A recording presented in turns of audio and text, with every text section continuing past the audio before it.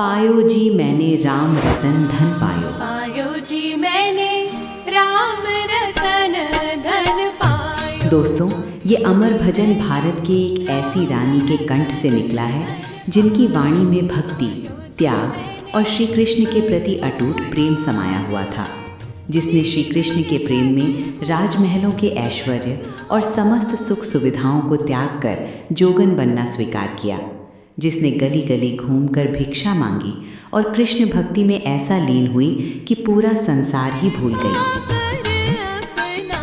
जी हाँ मित्रों, आज हम बात करने जा रहे हैं युद्धों की भूमि राजस्थान के राजपूताना वंश में जन्मी उस महान राजकुमारी की, जिसने अपना सर्वस्व श्री कृष्ण को समर्पित कर दिया। उनका जीवन संघर्षों, पीड़ा और परीक्षाओं से भरा हुआ था। न जाने कितनी बार उनके अपने ही परिवार ने उन्हें मारने का प्रयास किया, लेकिन हुआ वही जो भाग्य में लिखा था। आखिर कैसे हुआ मीराबाई का अंत और क्या है उनकी जीवन गाथा? तो चलिए जानते हैं मीराबाई की असली और अद्भुत कहानी। बात है सन 1498 की।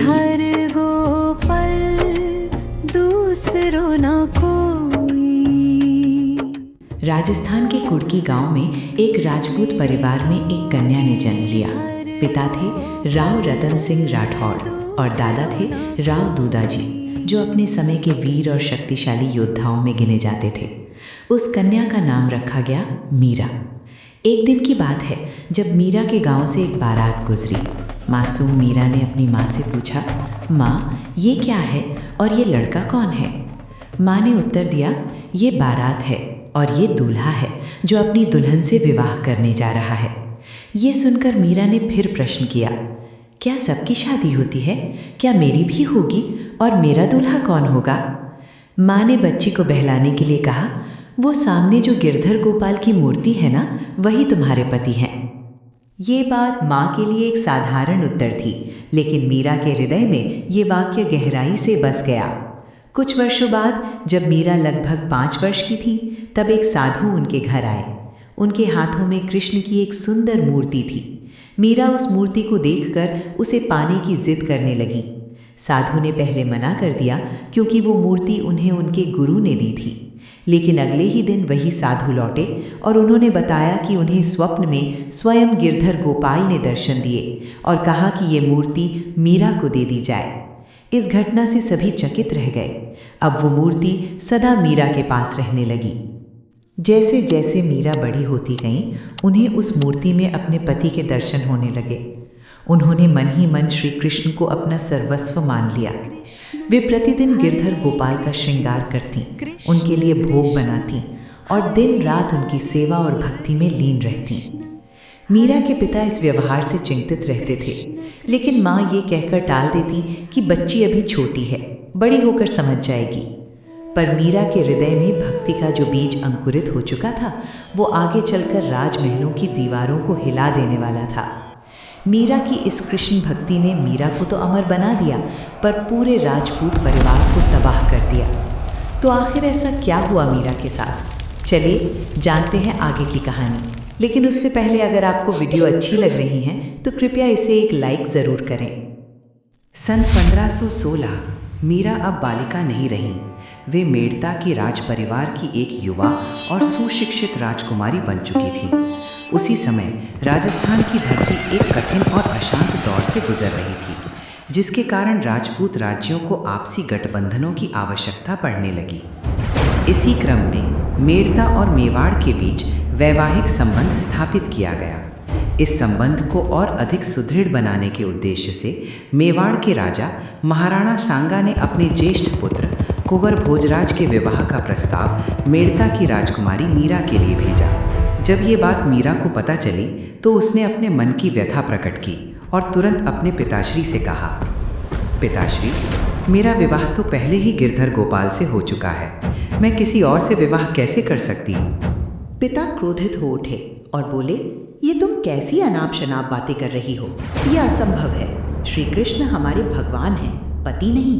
भक्ति के साथ सांसारिक कर्तव्य निभाना भी आवश्यक है। मीरा ने शांत भाव से उत्तर दिया, पिताश्री, क्या साधु संत सांसारिक कर्तव्य त्याग कर भगवान की भक्ति नहीं करते? इतना सुनकर मीरा के पिता क्रोधित हो गए और कहा कि तुम्हारा विवाह कुंवर भोजराज से होकर रहेगा। मीरा ये सुनकर दुखी थी, पर नियति का लिखा कौन टाल सकता है। अंततः उनका विवाह भोजराज से कर दिया गया। जब पहली बार कुंवर भोजराज कक्ष में आए तो मीरा काफी घबराई हुई थी। वो कृष्ण के अलावा किसी और पुरुष को देखना तक नहीं चाहती थी। जब भोजराज को ये सब पता चला तो उन्हें मीरा की श्री कृष्ण भक्ति से कोई विशेष आपत्ति नहीं हुई, पर भीतर ही भीतर भोजराज बहुत दुखी थे, क्योंकि उन्हें अपनी पत्नी का पूर्ण स्नेह और साथ नहीं मिल पा रहा था।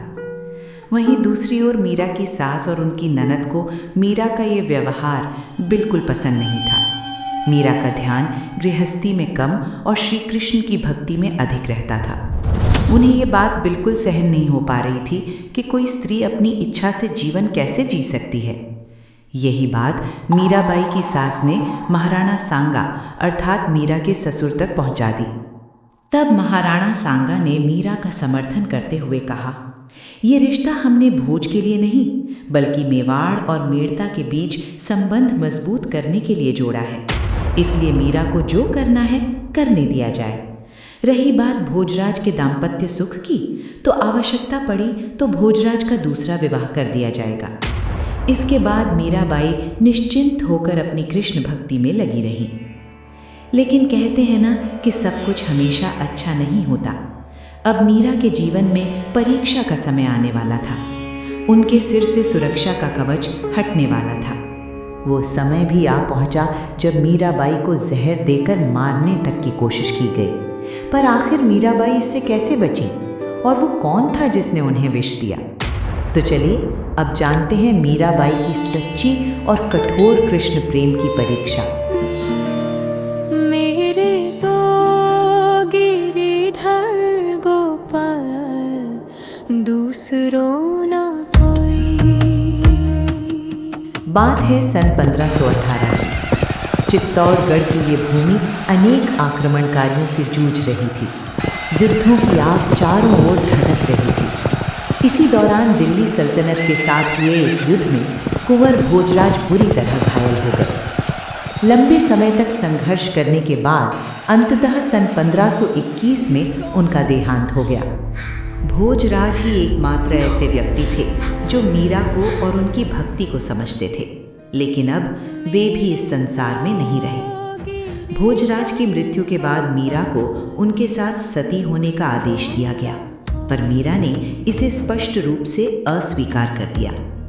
लेकिन बात तो तब बिगड़ी जब मीरा ने दृढ़ स्वर में कहा, मेरे पति तो केवल श्री कृष्ण ही हैं। उनके होते हुए मैं स्वयं को विधवा कैसे मान सकती हूँ और विधवा वस्त्र कैसे धारण कर सकती हूँ?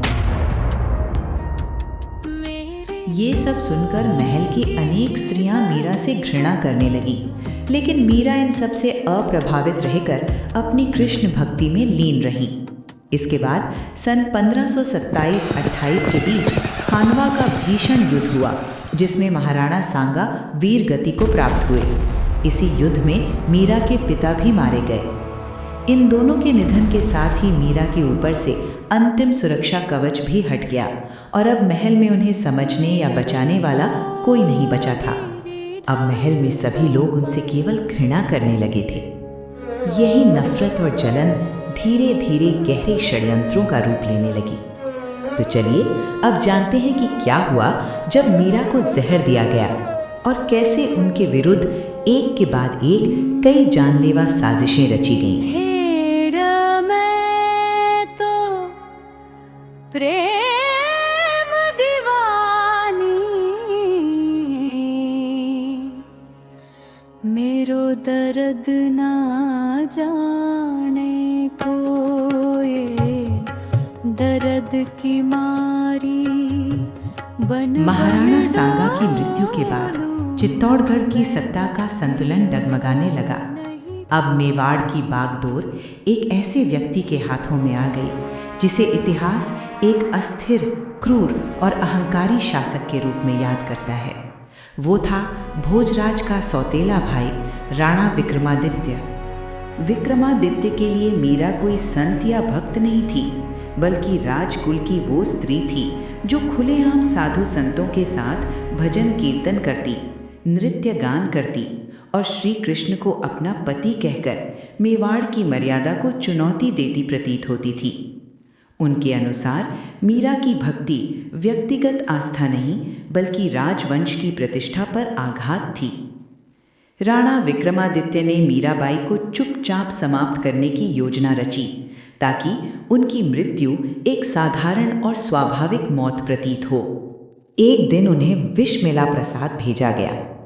मीरा ने उसे श्री कृष्ण की शरण का अमृत प्रसाद समझकर प्रसन्नतापूर्वक ग्रहण कर लिया, परंतु मीरा को कुछ भी नहीं हुआ। दूसरी बार विषैले सांपों से भरी टोकरी भेजी गई, जो खोलने पर फूलों की माला बन गई। ये दृश्य देखकर सभी लोग स्तब्ध रह गए। इसके बाद विक्रमादित्य ने मीरा को मारने के और भी कई प्रयास किए, लेकिन हर बार मीरा किसी न किसी चमत्कारिक ढंग से बच जाती। अब मीरा इन निरंतर षड्यंत्रों से थक चुकी थी। महल का ये सुख, सुविधा और वैभवपूर्ण जीवन उन्हें नरक के समान प्रतीत होने लगा था। मीरा को समझ नहीं आ रहा था कि वे क्या करें और किस मार्ग का चयन करें। तभी उन्हें उस समय के महान संत तुलसीदास से मार्गदर्शन प्राप्त हुआ। तुलसीदास जी ने कहा, यदि अपने ही परिजन भगवान की भक्ति में बाधा डालें तो ऐसे परिवार का त्याग कर देना ही उचित होता है। ये वचन सुनकर मीरा ने अंततः अपना राजमहल छोड़ दिया और फिर साधु संतों की तरह इधर उधर भटकते हुए भक्ति के मार्ग पर चल पड़ी। उन्हें एक ऐसे गुरु की तलाश थी जो उन्हें सही मार्ग दिखा सके। उसी समय मेवाड़ में एक महान संत निवास कर रहे थे, जिनका नाम था संत रविदास। मीरा उनके पास पहुंची और उन्हें अपना गुरु बनाने का निवेदन करने लगी। तब संत रविदास ने कहा, आप तो ऊंचे कुल के राजघराने की महारानी हैं और मैं निचले कुल का एक साधारण संत। इस पर मीरा ने दृढ़ और विनीत भाव से उत्तर दिया, क्या नीचा क्या ऊंचा, मेरे लिए तो सभी कृष्ण भक्त समान हैं। मीरा के इन वचनों को सुनकर संत रविदास का हृदय द्रवित हो उठा और उन्होंने मीरा को अपना शिष्य स्वीकार कर लिया। इसके बाद मीरा ने उन्हें अपने जीवन की पूरी कथा सुनाई, अपने परिवार की पीड़ा, षड्यंत्र और संघर्ष की कहानी। तब संत रविदास ने मीरा से कहा, तुम इतनी जल्दी विचलित हो गई, क्या तुम्हें प्रहलाद की कथा ज्ञात नहीं है? उसके अपने पिता ने उसे मारने के कितने प्रयास किए, फिर भी वो मुस्कुराते हुए भगवान की भक्ति में लीन रहा, और तुम इतना दुखी हो रही हो। संत रविदास के ये शब्द मानो मीरा के हृदय में नई ऊर्जा भर गए। वे अपने सारे दुख भूलकर फिर से हरि भजन में लीन हो गईं और जोगन की तरह भटकते हुए आनंद पूर्वक कृष्ण नाम का गान करने लगीं। पर यह अंत नहीं था। मीरा के जीवन का अंतिम और सबसे चमत्कारी पड़ाव अभी शेष था। तो चलिए अब जानते हैं मीरा के अंतिम पलों की कथा।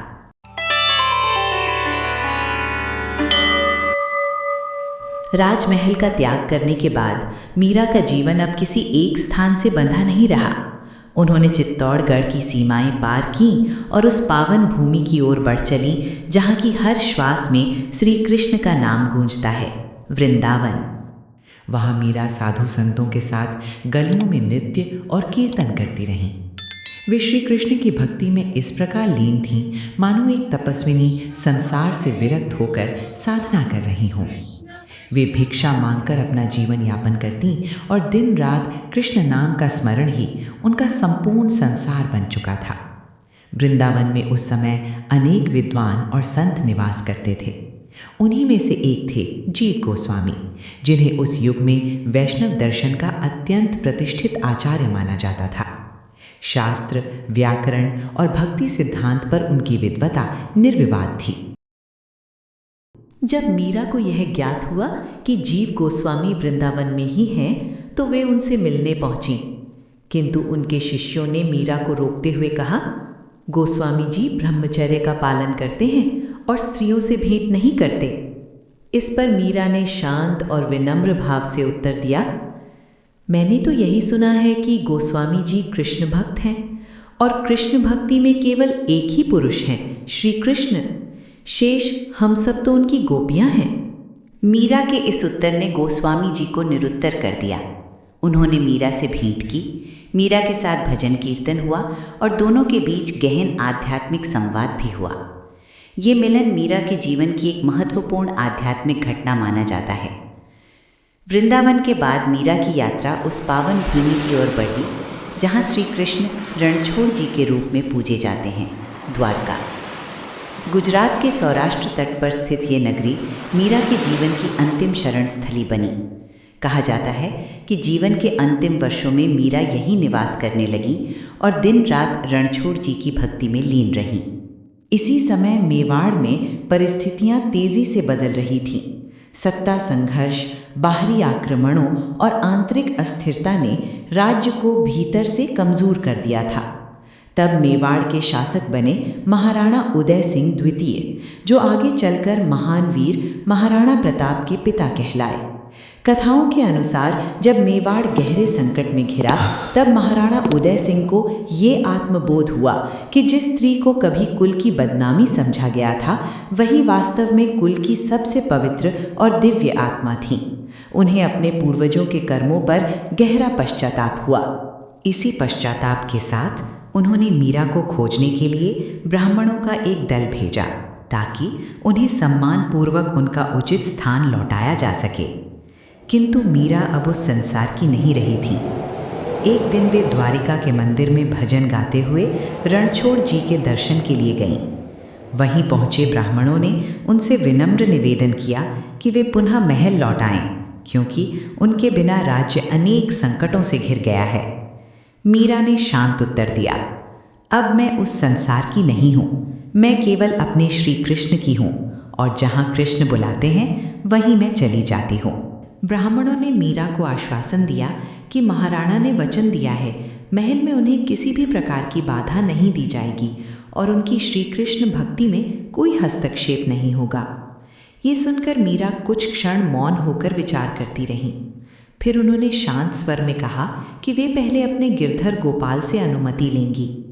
इतना कहकर मीरा रणछोड़ जी के मंदिर के भीतर प्रवेश कर गईं। बाहर ब्राह्मण प्रतीक्षा करते रहे, लेकिन जब बहुत समय बीत गया तो वे स्वयं मंदिर के भीतर गए। वहाँ मीरा नहीं थी, केवल उनकी ओढ़नी श्री कृष्ण की मूर्ति पर टंगी हुई मिली। मंदिर चारों ओर से बंद था और भीतर बाहर जाने का केवल एक ही द्वार था। कोई भी ये समझ नहीं पाया कि मीरा वहाँ से कहाँ और कैसे अदृश्य हो गईं। लोक कथाओं के अनुसार माना जाता है कि मीरा श्री कृष्ण की मूर्ति में विलीन हो गईं। यद्यपि इसका कोई ऐतिहासिक प्रमाण नहीं मिलता, किंतु इतना निश्चित है कि मीरा का अंत साधारण नहीं था, जैसा उनका जीवन भी साधारण नहीं था। मीरा ने न राज्य चुना, न सत्ता, न वैभव। उन्होंने केवल श्री कृष्ण का प्रेम चुना और उसी प्रेम में स्वयं को पूर्ण रूप से विलीन कर दिया। एक नाजुक राजकुमारी से विरक्त संत बनने तक की मीरा की ये अद्भुत यात्रा हमें ये सिखाती है कि सच्ची भक्ति किसी बंधन में नहीं बंधती। वो समाज की सीमाओं से परे होती है, परंपराओं से ऊंची होती है और इतिहास की धारा से भी अधिक शक्तिशाली होती है। शायद यही कारण है कि सदियां बीत जाने के बाद भी जब श्री कृष्ण का नाम लिया जाता है तो उस नाम के साथ मीरा की मधुर और विरह भीगी आवाज़ स्वतः गूंज उठती है। मीराबाई का जीवन केवल भक्ति की कथा नहीं, बल्कि काव्य और संगीत की एक अनुपम साधना भी था। वे केवल भक्त नहीं थीं, बल्कि एक असाधारण कवयित्री और भावपूर्ण गायिका भी थीं। उनके रचे पद और भजन आज भी मंदिरों, घरों और हृदयों में समान श्रद्धा से गाए जाते हैं। अगर आपको मीराबाई की ये अद्भुत और प्रेरणादायक कथा दिल से छू गई हो, अगर श्री कृष्ण के प्रति उनका अटूट प्रेम आपको भी कुछ सोचने पर मजबूर कर गया हो, तो इस वीडियो को एक लाइक ज़रूर करें। इस कथा को अपने दोस्तों, परिवार और हर उस व्यक्ति के साथ शेयर करें जिसे सच्ची भक्ति, त्याग और प्रेम की शक्ति पर विश्वास हो। और हाँ, अगर आप ऐसी ही इतिहास, भक्ति और प्रेरणा से भरी कहानियाँ आगे भी देखना चाहते हैं तो अभी चैनल को सब्सक्राइब करें, बेल आइकन दबाना बिल्कुल न भूलें ताकि अगली कहानी आप तक सबसे पहले पहुँचे। मिलते हैं अगली कथा के साथ। जय श्री कृष्ण।